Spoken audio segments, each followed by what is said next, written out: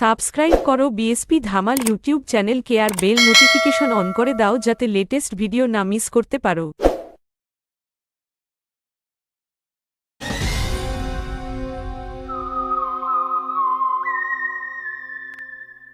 হ্যাঁ DCP sir, আরে এই একটা ওই দেয়া অভিজিৎকে বের করে দিয়েছি।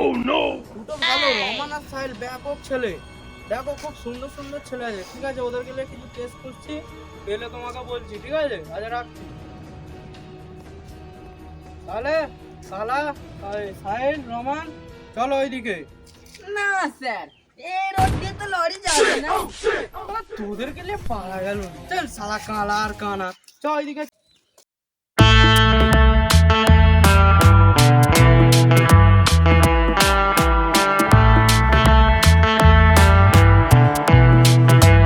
কালা সাহিল কোথায় গেল বে? দেখ না স্যার, এত গরমে চা খাওয়া যাবে না। এই শালাদেরকে নিয়ে পারা গেল নি। চল তো সে ছুড়ে আনি। তোরা ভালো আছো? তুই ফোন করছিস না?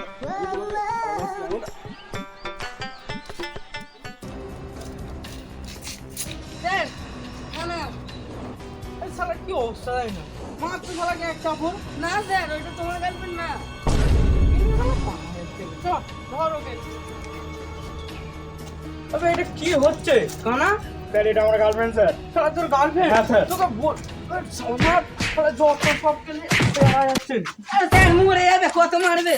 চল ওইদিকে চল। সাহিল রহমান কাজ নিয়ে সংসারও চলছে না। তোরা এক কাজ কর, যে ওইদিকে কাজ করে যা, তুই আগে যা ওইদিকে, ভালো কাজ পেলে ডাকবি।